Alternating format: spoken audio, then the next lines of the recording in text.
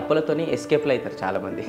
అంటే వాళ్ళ phone lift చేయకపోవడము and వాళ్ళకి నెగిటివ్ రెస్పాన్స్ చేయడం, ఇప్పుడు తీసుకున్నాం ఏంది అని ఇట్లా రివర్స్గా మాట్లాడడం, ఏం చేయమంటావు అని చెప్పి ఇట్లా రివర్స్ అవుతుంటారు. ఎప్పుడు అది చేయొద్దు, ఎందుకంటే వాళ్ళు మనకు అవసరం ఉన్నప్పుడు హెల్ప్ చేశారు కదండి.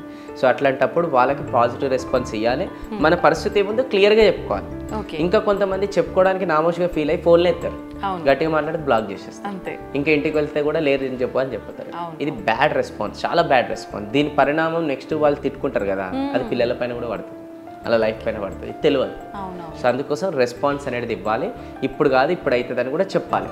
మళ్ళీ అప్పుడు కాలేదనుకోండి మళ్ళీ రెస్పాన్స్ చేయాలి, మళ్ళీ అప్పుడు లిఫ్ట్ చేసి చెప్పాలి, ఇప్పుడు ఇంకా కాలేకపోయింది, ఇది నా పరిస్థితి, ఇప్పుడు అవుతుంది అని చెప్పాలి.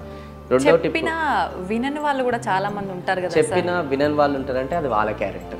ఇంకెన్నిసార్లు ఇదే మాట చెప్తుంటావు, ఇస్తా ఇస్తా ఇస్తా, నో ప్రాబ్లం, వాళ్ళ పెయిన్ అది, ఎందుకంటే వాళ్ళు ఇచ్చారు కాబట్టి అనుకుంటారు అది. సో వినర్ అది అయినా కూడా మనం రెస్పాన్స్ ఇవ్వాలి.